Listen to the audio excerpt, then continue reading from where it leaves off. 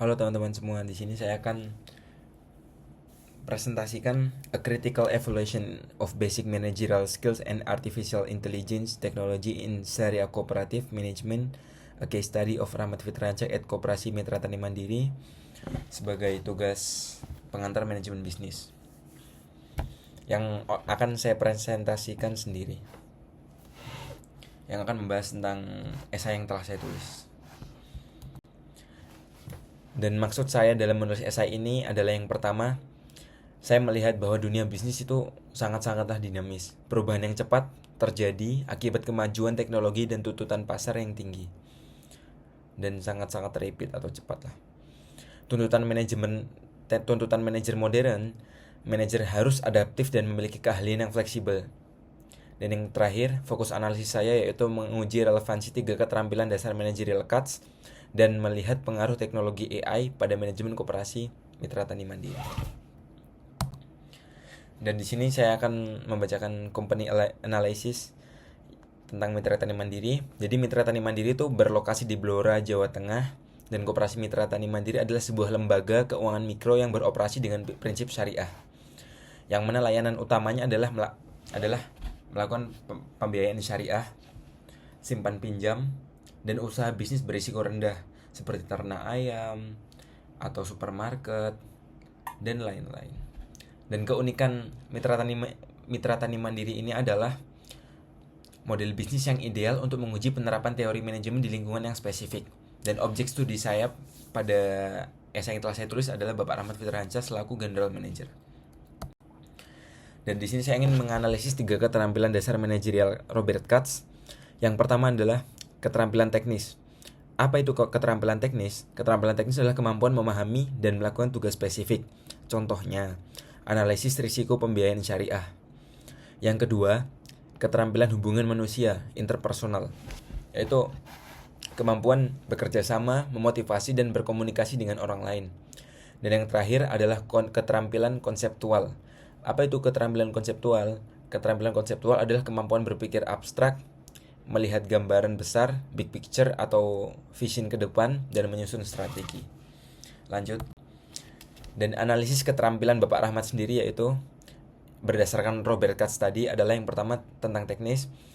Bapak Rahmat mampu menempatkan SDM yang tepat dan menganalisis data kinerja tim. Dan di interpersonal, di lingkungan interpersonal internal, Bapak Rahmat mampu mengadakan gathering agent untuk team building dan motivasi, yang mana sangat-sangat berguna untuk bonding lah atau menambah sense of belonging tim. Dan eksternal, menegosiasi dengan investor yang membutuhkan kecerdasan emosional itu sendiri. Dan yang terakhir, kemampuan konseptual Bapak Rahmat yaitu menentukan visi dan arah strategis koperasi, serta membuat keputusan diversifikasi usaha atau membuat macam-macam usaha yang banyak lah. Intinya mudahnya seperti itu. Dan di sini gimana cara Bapak Rahmat mengimplementasi atau mempraktekannya? Yang pertama, planning. Nah, analisis yang saya lakukan dan wawancara yang saya lakukan, Bapak Rahmat mendapatkan nilai 3 dari 5, yang mana itu udah cukup namun kurang. Yang mana Bapak Rahmat mampu fokus pada rapat dan program tahun cukup baik, namun harusnya lebih taktis. Dan yang kedua ada organizing atau pengorganisasian, mendapatkan nilai 4 dari 5, yang mana itu udah cukup baik. Keseimbangan antara kontrol terpusat oleh GM dan otonomi lini.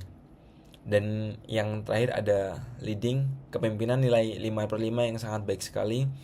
Sebagai kekuatan utama, pendekatan personal, motivasi berbasis bonus, dan membangun rasa kepemilikan, controlling.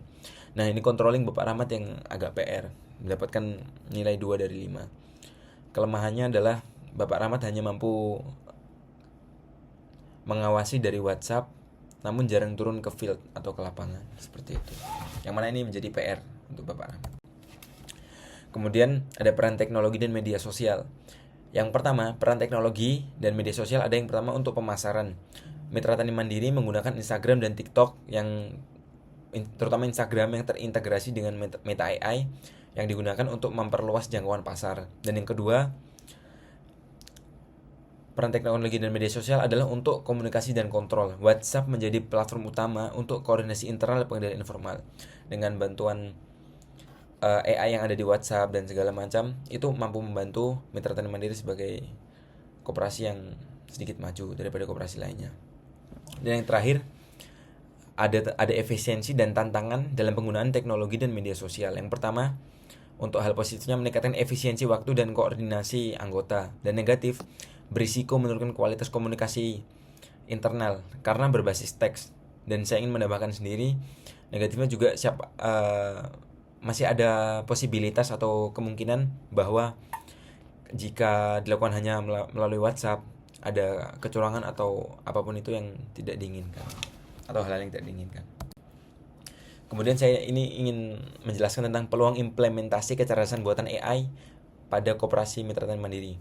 Nah, menurut saya AI itu bukan pilihan, namun keharusan strategis yang harus dikembangkan oleh Mitra Tani Mandiri dalam penggunaannya. Dan juga AI mampu memperkuat fungsi lemah, yang mana mampu membantu di bidang planning sebagai analisis prediktif untuk memahami ketidakpastian pasar dan melakukan controlling sebagai otomatisasi pemantauan kinerja real time dan identifikasi risiko, yang mampu menggantikan metode informal yang seperti tadi itu. Dan tujuan implementasi AI adalah menerjemahkan keterampilan konseptual menjadi keputusan operasional yang lebih cepat, efisien, dan berbasis data.